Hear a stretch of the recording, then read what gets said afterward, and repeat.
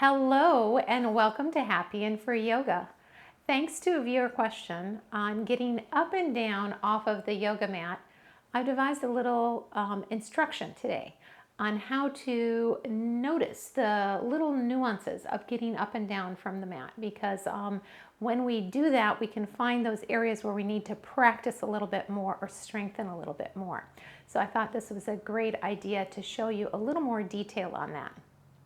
Two things that you're wanting to think about is your strength and your flexibility. So as we go through this practice, please pay attention to where you might need to work as far as your strength and or your flexibility to improve that so that your yoga practice flows more easily. As we're getting started, I'd like to note that you want to have a nice surface to work on. So this can be the carpet or it can be a yoga mat. I prefer a yoga mat because it's a little sticky and it will also cushion you as you come down. I'd like you to have a set of blocks or two sets of blocks. In this case, I have both my foam blocks and my cork blocks. And I'll show you where I'm using the cork blocks because they're a little sturdier, not as much give as in the foam blocks. And then I have a low table behind me and also a chair. And that is just if you really need that level of assistance. We're going to talk a little bit about that as well, okay? Because you can place your yoga mat between like a low table and a chair to help you have a little assistance in getting up or down. And this is a yoga chair as well. All right, let's begin.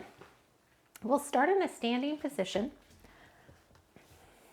And when you're standing and thinking about coming down to the mat, you want to make sure your feet are nice and sturdy. So take a moment to spread your toes. Get them nice and pushed apart a little bit, and the weight in your heels so you have a nice sturdy footing. And then just take a moment to feel the heels landing in the mat, push apart a little bit, feel the strength in the legs, squeeze the glutes, lift the heart a bit. Lengthen up through the crown. Let's take a couple breaths here. Inhale. Exhale, hands to heart. Inhale, lift it up. Exhale, hands to heart. Then bring your hands onto your thighs. Press on the thighs, lengthen the spine out, soften the knees and the hips. Now we're starting into that flexibility because we're going to bring our hands down to the mat. Walk your hands down and see if you can bend your knees and hips enough so that your hands can get all the way flat on the mat and you can bear a little weight in them. By bearing weight into the mat, then you can step back with your foot. Now, if your hands do not reach the mat, that's when we can go to our next stage of using blocks. So 2 blocks to extend the distance between the mat. Now, you can have those in 3 different positions. The low position, or you can get them up a little higher in the number 2 position, or even higher, coming up into the number 3 position. Each of these positions offers you a little bit more space so you don't have to have quite as much flexibility in your knees and hips. And then you can step back and bring that back knee down. Okay, now if this still is not quite enough for you, this is where I'm suggesting that you can also take a yoga chair and place your mat between your yoga chair and your low table or 2 yoga chairs, and just bring your feet, again, get those feet nice and parallel, soften the knees and the hips until you can bring your hands onto a chair and a table or 2 chairs, and make sure that you're getting good support and that they're sturdy. They're not going to slide out from underneath you. So go ahead and put some weight into that and then step back and bring that knee down and then the other knee down. Okay, so those are a couple different ways to get your knees down onto the mat. Once your knees are on the mat, so you have folded down and gotten one knee on and then bring the other knee back, you're into a box position. And then we're going to go ahead and bring our hips down. So you'll just want to walk your hands back, tip your feet off to one side so you can rest your hips over onto one side and bring your feet out in front of you. Okay, so once your feet are out in front of you, now it's time to bring yourself down onto your back. So you can place your hands on the back of the thighs. This is a great point to exercise your core, lift your heart, and just feel that energy in your core as you're leaning back, okay? But let's practice also holding onto the back of the thighs for a little additional support as you slowly bring your elbows down to the mat and relax yourself down onto your back. Okay, we made it all the way down to a lying position on the mat. Take a breath or two here. Feel free to take a stretch, whatever is good for you, and then we're going to move back up to standing, okay? So a couple different thoughts. One is that you can actually bring your thighs in, bring your hands behind your thighs, and just use the weight of your legs to bring you up to a seated position. But that isn't available to everyone. So another alternative that I like is leave one leg long, bring the other leg in, and hold on to that leg and use the weight of that leg to roll you over. So just see how that weight of that leg can just help you roll over onto your shoulder. As soon as you've rolled onto your shoulder, place your opposite, that same side that the leg is, place that same hand down on the mat, let the hand go long, and bring your elbow underneath you, rotating your hips down onto the mat. Both elbows underneath you. Now you can come all the way down to the mat. Take another breather here. Some people place their hands underneath their shoulders and can lift up here and then push the hips up. Okay, but if your hips are, if it feels a little bit too much for you, then I think bring the elbows underneath the shoulders and begin to walk them back as you squeeze the glutes and abdomen so you can walk those hips up over the knees. Okay, so we're now coming up into that box position, and once you get there, bring yourself onto your hands and knees and you're in a full box. Now it's time to get up from this kneeling position. And this again is where our blocks come in handy. So one alternative without the blocks is, can you just bring that foot, grab your ankle on one side and bring it forward into that lunge position, tuck the toes and lift up, okay? But let's say your hands don't quite support you here. Can you create a little more space by putting blocks underneath your hands? Gives you just a little more room to bring that foot forward, okay? And of course, you can bring those blocks up to higher and higher positions so that you can more easily get up and step forward, okay? So choose which level that you're gonna have. You can also use the chair and the table again, using them to lean on. Bring that foot forward because you're getting more space now to bring it forward. Push on these devices, offloading a little bit of your weight. Tuck the back toes so you get the energy from that back foot. Feel the heel into the earth. Squeeze that glute on the leg that's forward. Push into that heel and step forward to your forward fold. Okay? And then walk your hands up your legs, coming all the way to standing.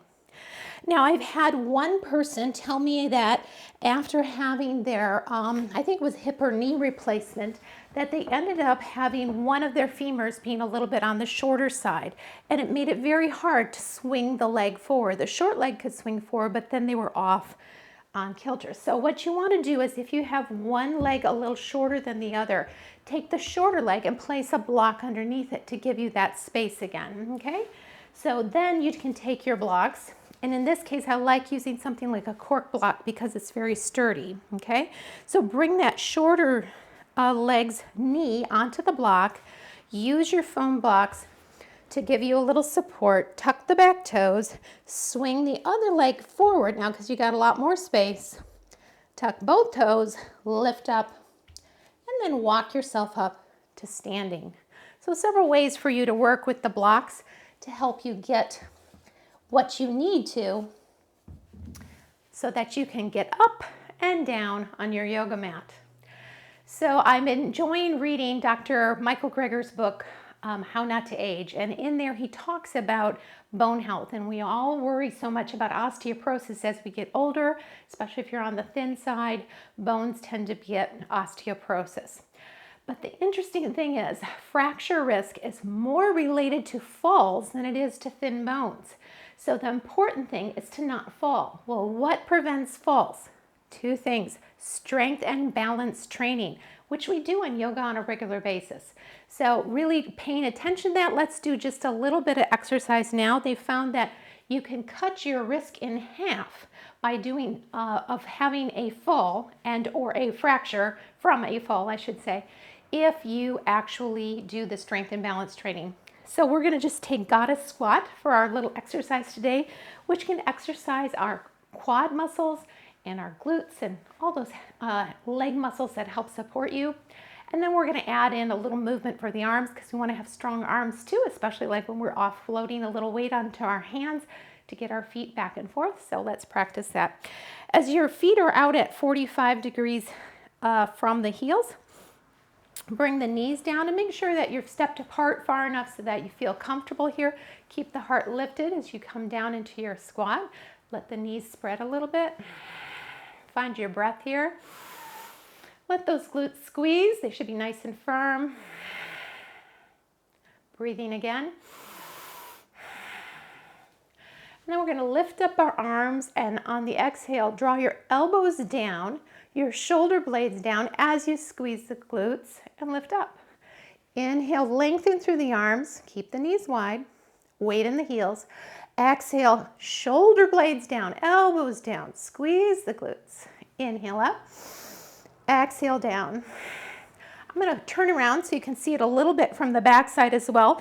So I want you really to be thinking about those shoulder blades because we're really wanting to squeeze them together and down so that we strengthen those muscles that hold our arms to our back. So coming down into your squat, reach up to the sky. Exhale, squeeze the glutes. Bring the shoulder blades back together and down. Inhale up with the hands, down with the hips. Exhale, squeeze it together. Lengthen through the arms, squat a little. Exhale, bring those elbows down and in. 3 more. 2 more, big breath in. And exhale. 1 more. And exhale. You can continue to do that anytime you want to strengthen, maybe while you're waiting for your coffee to be made or the elevator to arrive.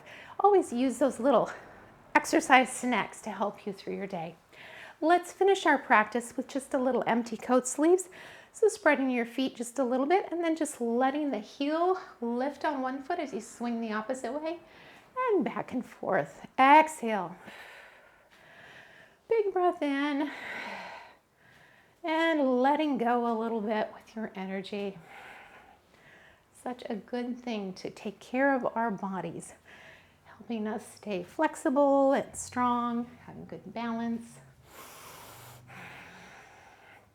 And then coming to stillness, find your mountain posture. Inhale, arms up. Exhale, hands to heart. Once again. And exhale. Thank you for your practice. I hope this is a useful way for you to learn to get it up and down off the mat, and I look forward to seeing you in our class every Thursday. Have a great week. Bye-bye.